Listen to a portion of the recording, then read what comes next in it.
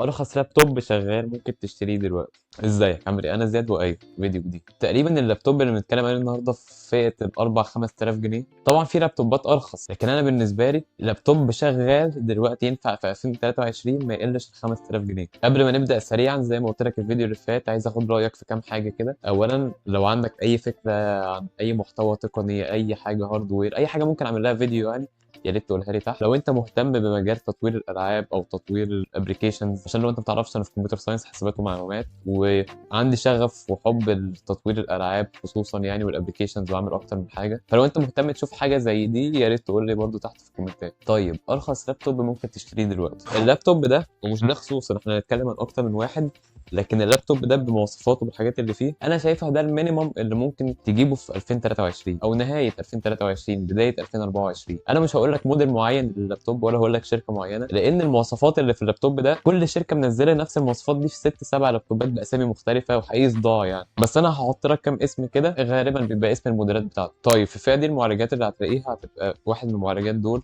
من اول الاي 5 جيل ثالث يو لحد الاي 5 جيل سادس يو. يعني اوعى في الفئه دي تروح للاي ام دي، الاي ام دي برو اي 8 والحاجات العجيبه دي. طبعا انت فاهمني ومتخيل ان احنا الفئه اللي بنتكلم فيها دي قليله شويه دلوقتي في العالم اللي احنا عايشينه. المعالجات طبعا مش احسن حاجه، 2 كور 4 ثريد. طبعا حرف اليو اللي في الاخر ده لو انت متعرفش ده معناه ان هو موفر للطاقه، دي حاجه حلوه ووحشه. حاجه حلوه ان ده معناه ان بطاريه اطول، معناه ان غالبا حجم اللابتوب اقل، لكن طبعا الناحيه الثانيه ده معناه ان اداء اقل. الفكره في اللابتوبات في الفئه دي مش المعالجات خالص، دي مش الحاجه اللي احنا بنركز عليها، لان الفروقات بينهم مش كبيره تقريبا. لكن الفرق الجوهري في اللابات دي بجد هو حاجتين لازم ما تستغناش عنهم في اللابات دي. اول حاجه الرامات ما تقلش عن 8 جيجا. تاني حاجه واهم حاجه في اللابتوب ده اللي من غيره تجربتك هتبقى جحيم، وهو الاس اس دي. تجربه ان انت تستخدم اغلى جهاز في العالم من غير اس اس دي هي تجربه وحشه وبطيئه ومقرفه. فتخيل انت بالامكانيات اللي انا بكلمك فيها كمان لازم اس اس دي على الاقل 120 جيجا تحط عليه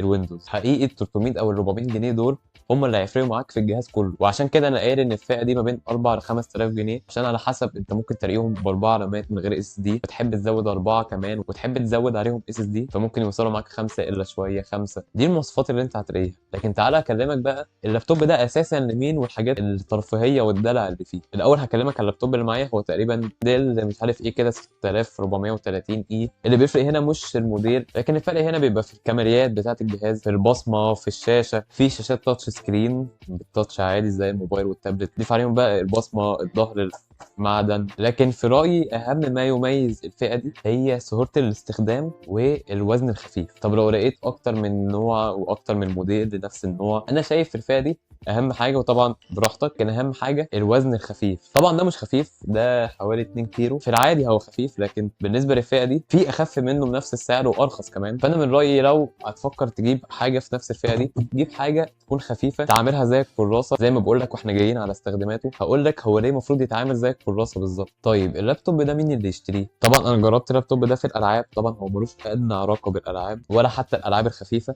ممكن نلعب العاب قديمه، الالعاب الخفيفه قوي قوي بزياده، وخصوصا ان اللابات دي زي ما بقول لك موديلات كتيره. في اللي معاها كارت الشاشه بيبقى اخر البروسيسور بتاعه ام، وكروت الشاشه ما بتفرقش حاجه عن الانتل اتش دي 4600 مثلا اللي هو الداخلي العادي. ممكن تكون احسن حاجه بسيطه لكنها ما فرقتش كتير، عشان كده انا ما ذكرتهاش في حته ان في بروسيسورات بالام.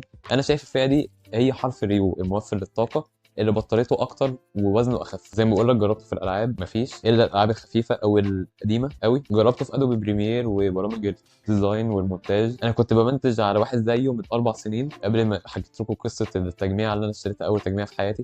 قبل ما اجيبها بقى كنت بمنتج على واحد زيه كان قديم عندنا، بس كان اوحش من ده كمان، اوحش من المواصفات دي. وحقيقي كنت بطلع فيديوهات عليه عادي. لكن طبعا لو بتتكلم بشكل بروفيشنال وان انت هتطلع من الموضوع ده فلوس فانسى، لان ده هيوديك في داهيه. لكن لو انت زي كده كنت عايز تتعلم تعمل حاجات خفيفه مش بروفيشنال ومش شغل فقشطه. وزي ما قلت لك انا في كمبيوتر ساينس، فجربت ان انا اكتب كود عليه. طبعا مش هكتب كود بيرندر حاجه او بيعمل حاجه، هو مش ناقص يعني. جربت اكتب كود عادي زي اللي انا بكتبهم في الجامعه مثلا لما بكون بحتاج اكتب كود، والحقيقه كان شغال عادي، لان اللي بيتحكم في الموضوع ده من اغلبه من اللمات ومن سرعه التشغيل عموما. بس طبعا ده مش معناه ان هو ينفعك الاربع سنين مثلا بتوع كمبيوتر ساينس، لكنه هينفعك في الاربع سنين او الخمس ست سنين بتوع طب مثلا. اي كليه تقريبا مش محتاجه ان انت تعمل عليها شغل تقيل، هو اللابتوب ده بتاع كده. اللابتوب ده هو اللي بيقولوا عليه فئه البيزنس، يعني هو مش بتاع شغل تقيل. هو احسن حاجه ليه انك تشغل عليه الوورد مثلا، تعمل عليه باوربوينت، وده جربت تعمل عليه باوربوينت وكان تمام عادي. وانت في الجامعه عايز تكتب حاجه، عايز تكتب كود حتى قشطه، عايز يبقى معاك لابتوب بتدون عليه كل حاجه، عايز تتفرج على فيديوهات بشاشه اكبر من الموبايل بتاعك، وخصوصا ان الشاشات دي اغلبها بتبقى فعلا شاشات كويسه فول اتش دي عادي. طبعا في كاميرا، فلو انت شغلك كله زوم او كده، هي اللابتوبات الفئه دي معموله عشان كده. فدول اللي انا بنصحهم ان هم ممكن يشتروا اللاب ده. بس طبعا قبل ما انهي حابب اقول لك ان اكيد في حاجات ارخص من كده، في حاجات ب 2 و3000 وحاجات كده، لكن انا شايف ان ده ممكن يكون ارخص واحد شغال ممكن تكمل بيه لسه في 2024 طول ما انت بتعمل الحاجات اللي هو مصمم عشان يعملها. وبس كده، ما تنساش تقول له لايك تحت في الكومنتات في الحاجات اللي سالتك عليها. وبس، سلام.